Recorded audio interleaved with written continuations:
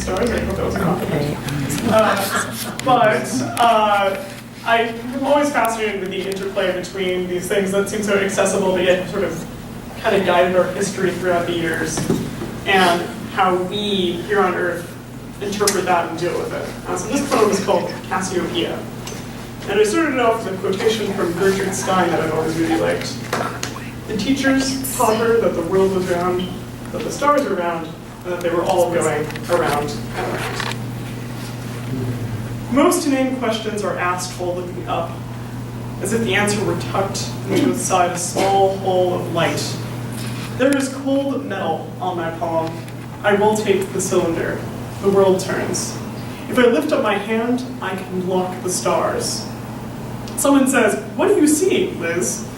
Expecting me to tell them of constellation created with scissors and black paper and tape to hold it together. Except it's the concept they want, not the truth, of a tomato sauce can with both tin ends cut off, to let the optical illusion exist. They want the image, the myth, of a W standing for woman most unwise, chaining her daughter to the ocean. I don't believe this. I believe she did it, of course. I just know it's somehow different from the usual reasons a person becomes luminary. It shows an uneven, wavy cut. An incorrect answer can still be rewarded.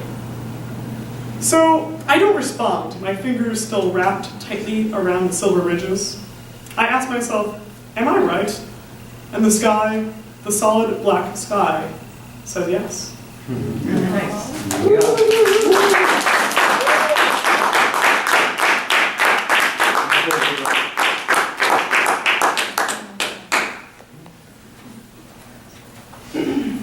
All right, I'm going to stay right here because my poem is based on the life of Cecilia Payne, and I had been writing the Einstein poem, and all week basically, and Joan gave me a call. I think it was Thursday night, and she started talking about Cecilia Payne because we were using this as on the flyer, this image. And I had suggested it because I really liked it, not even knowing, because I didn't read the catalog like I should have. And Joan said, do you know the backstory about Cecilia Payne? And I said, well, please tell me again. And so she explained the story of Cecilia Payne being a scientist. And she was if you could help me, Joan, because I can't remember all the details, but she was just as important as Darwin and Einstein. She discovered what the stars were made of, speaking of stars.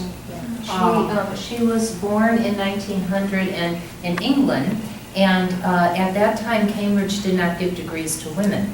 And so she decided to go to Harvard, and she got her PhD at Harvard. And her PhD thesis is considered one of the greatest PhD theses of the 20th century because she completely turned around the idea of what stars are made of. Before that, people thought that stars were composed of the same material as planets, with all that carbon and a lot of other things. And she said, no, it's primarily hydrogen. And so that's why this is called Explorer of Stellar Atmosphere, right? At first, her advisor was saying, no, this is like a crazy idea, but then he became convinced it was, really valid. And, so she did graduate with a PhD from Harvard, but they did not hire women as professors. And so she had to work for about 30 years as an assistant without really any kind of title.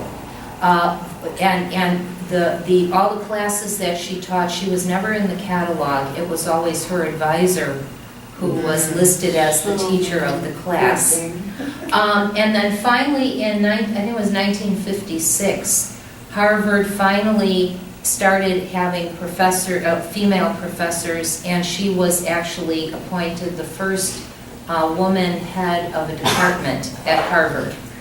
So I just feel like it's a really incredible story on many levels of persistence, of course. and a way of making change, which is just to be so clearly deserving, and to stick around until you get what you deserve, you know, richly deserve. And that's one way of making change. And so, you know, bless Cecilia Payne for hanging in there. And also, it was nice that she was, I'm sure that there were many women before her that never got the opportunity to be rewarded. But she was in that transition of time where women first were not and then later were rewarded. So it was an interesting story. So I heard that story on the phone Thursday night, and I thought, oh gee, can I write a poem in like one day? I'll try, you know. I challenge people to She do challenges things. me. She Yeah. really did. So I started, and it seemed to fit with the Einstein poem. It just fit perfectly. That would be the next thing I would write. So, and I think I finished it. So here is the poem. For Cecilia Payne, explorer of stellar atmosphere. Woman, daughter, wife, mother, knitter, voracious reader, seamstress, cosmic queen, sister of the sun, a tourist doing your own thing. We honor you tonight, remembering asteroid 2039, which is named for you and only you. According to Einstein's equation and your theory, by further thickening of helium in sun, its temperature rises up to 100 million degrees Celsius and forms carbon. Further on follows the formation of oxygen, silicon, etc. These processes finalize with the collapse of stars, but that seems to be their destiny. Tonight, Dr. Payne, Kapashkin, we do not dismiss you. We are not jealous of you. We see you clearly, as does our sun and all the plants and animals. Tonight we present you with a necklace of stars, of brilliantly shining and infinite recognition. From Earth, we thank you. Very good.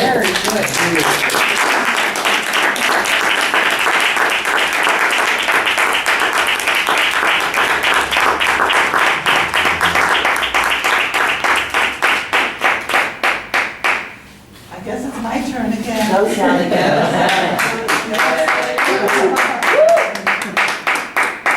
People are always asking me, what's it like to be blind? And I'll tell them it's not easy. Getting from point A to point B is usually an incredible ordeal. But I wrote a poem about what it's like to be blind, and it's called The Vessel of Darkness. Did you want to give me some music, Kat?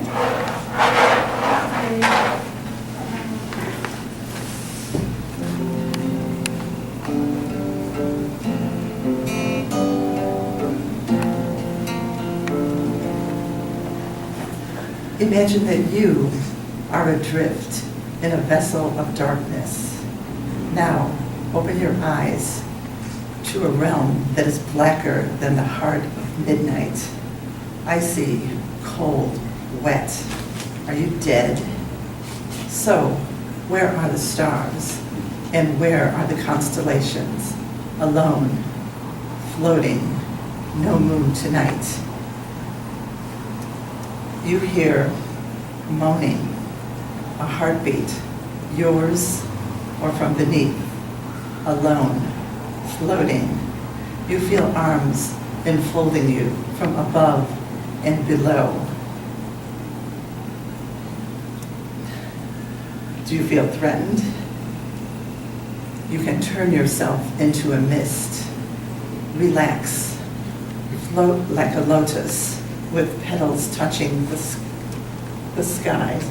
Roots reach deep waters. When you emerge from this dream, all is silent. You have made it through the night.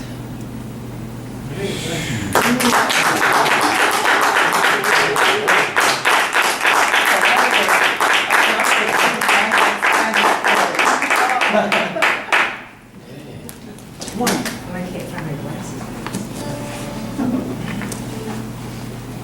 There's a song I wrote actually several years ago when I was a teenager, but it goes along with this picture over here. So this is Sadako Sasaki. It's a painting by Judy Demchuk. Sadako grew up in Japan in the 1950s, 1940s. And when the bomb fell on Hiroshima, she was 2 years old.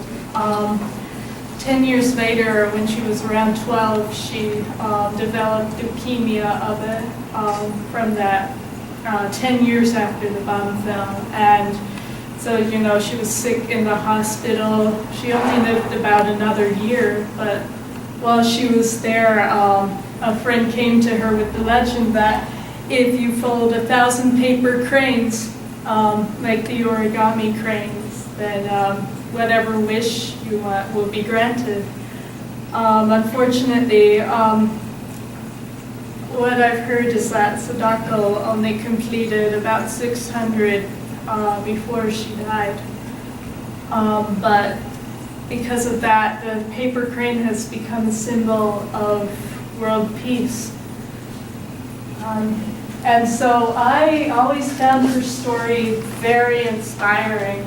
I started doing origami when I was in 3rd grade, and up through my teen years, I kept thinking back to her story, and when I wanted to write a song really symbolizing peace, that's what I thought of.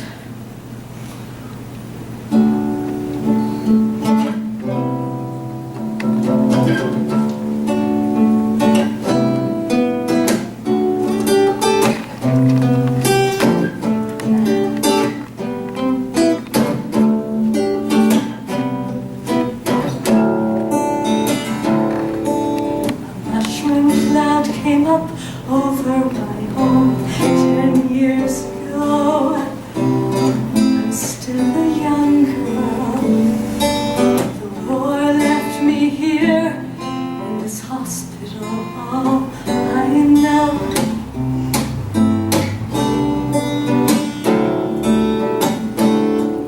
I'm tired and weak today, but I don't need to worry.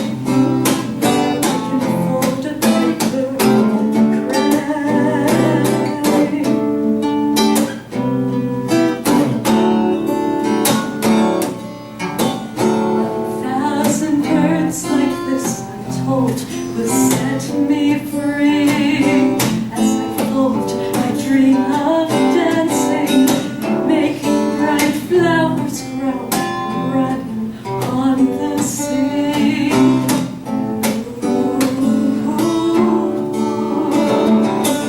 I lift the window pane, feel the wind pretend I'm flying next to my baby.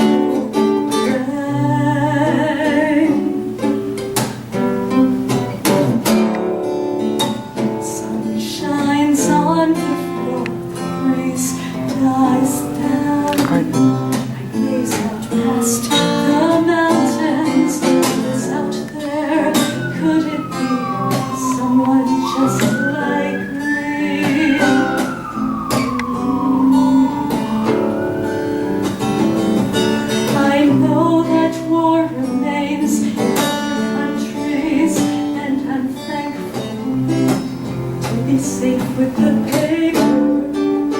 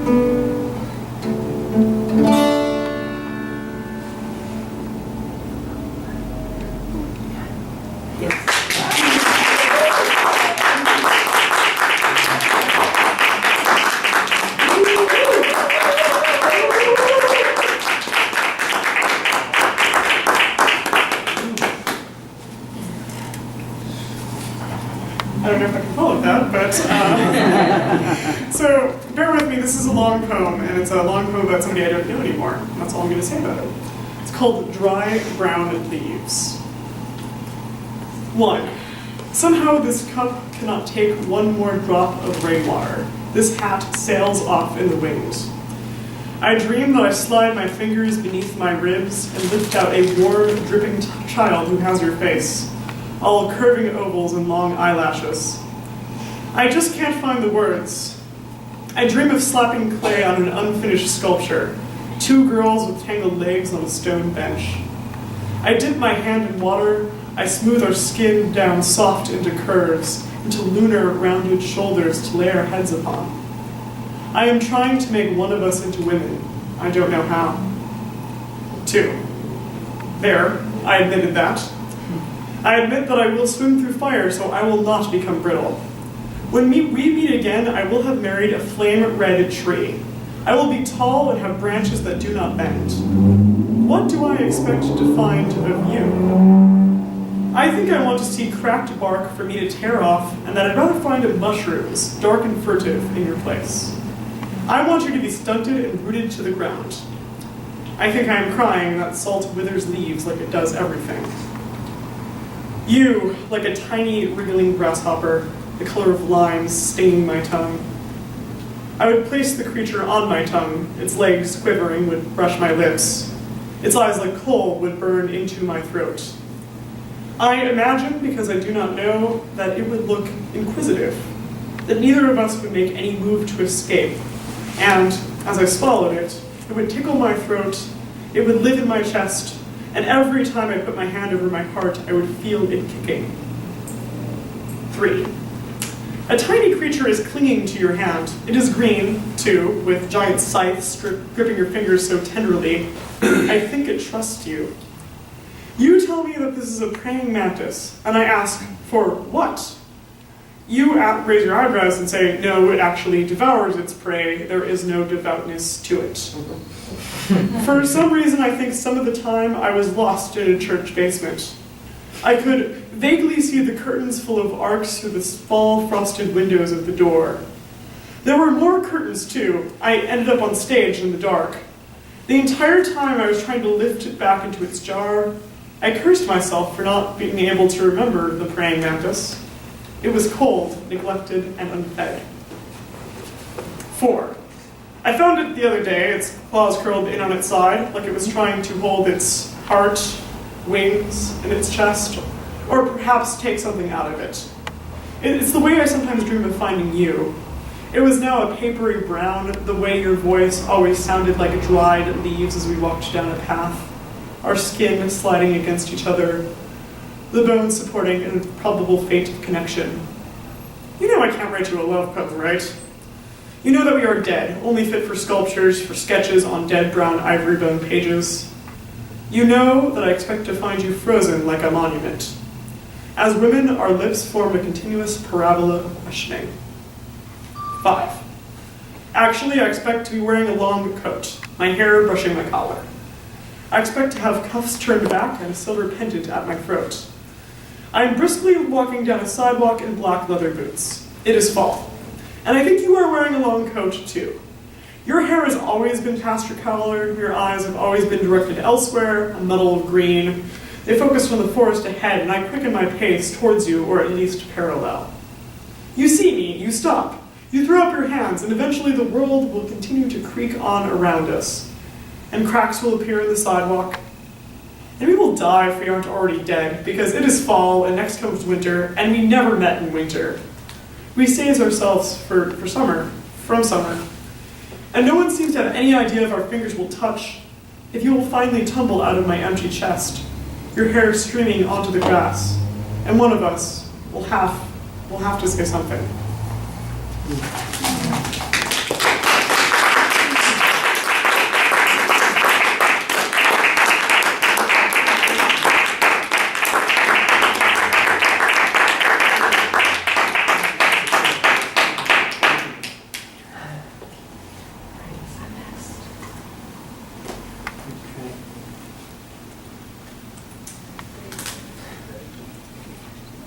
The next poem I'm reading is called Maybe Baby, and as I was writing that Einstein poem, I was looking things up on, Googling, and one of a quote that I came up with that fits this poem, I believe, that I had written a while back, is called, the quote is, "The human spirit must prevail over technology." And that's what I think this poem's about, I think, so. Who knows what they're about? Right. Maybe, baby. Clouds of pretty dust, cool neodymium, a gelatinous blob, a pungent mixture, could help create a few oddities. Look at them with their pink and blue spiral arms twirling, pretending to be something they're not. The seamstress holding pins between eyes, hey, 3 hours are better than 1, pondering life's higher meaning, the inescapable feeling that we've raced beyond the limits of life itself. Will it hurt? It'll probably just bite and give you a sweet smooch deep inside. Pray that this just might be love, or something just like it.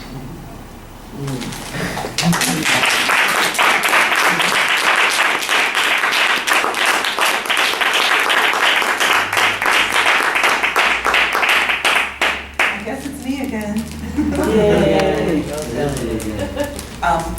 Growing up on the South Side is a real example of the human spirit being able to get out alive. I'm in the midst of writing some poems of paintings by Cortez Curtis about city life.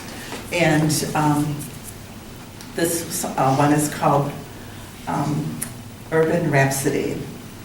So the siren screams, the traffic roars, the keeper opens up the doors, staccato sounds of stomping feet synchronize the city's beat, the icy wind, the blazing sun, the barrel of a greasy gun. A baby dies, his mother cries, her man comes home with alibis. Now this is the part I had to clean up a little bit. Come on. We can take it. This stinking town for me and you is like living in a fucking zoo.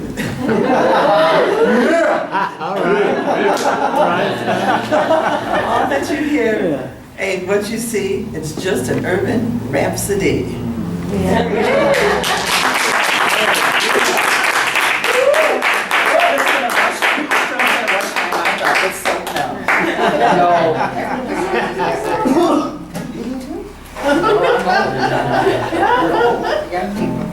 I'm glad we had a nice urban poem to lead into this one. I started writing this on a trip, a cross-country train trip last summer, and then last weekend we saw the play This Is Modern Art. Yeah, guys. Yeah, you have to see that it's about these guys who graffiti bombed the Art Institute a few years ago, and it helped me finish the song.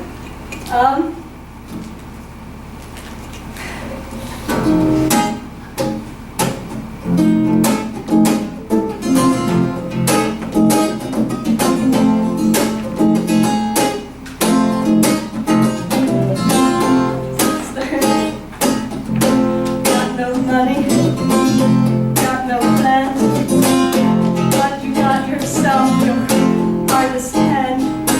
You can let your words go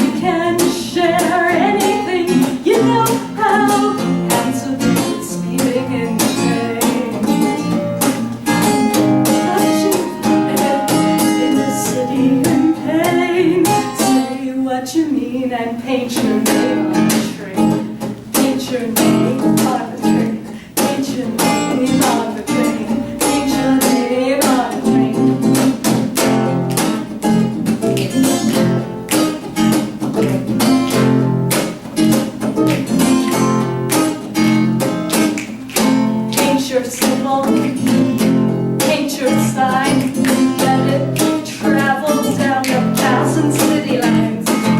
You can hitch a ride on anything you know how, and it speeds like a bullet in the rain.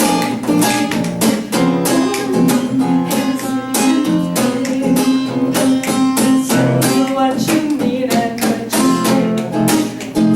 Paint your name on the train. Paint your name on the train. Paint your name on the train. Paint your name on the train. Paint your name on the train. Paint your name on the train.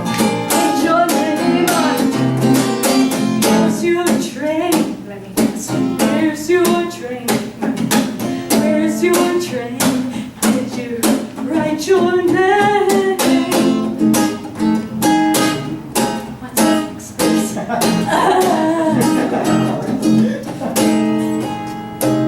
Oh yeah. When you stand there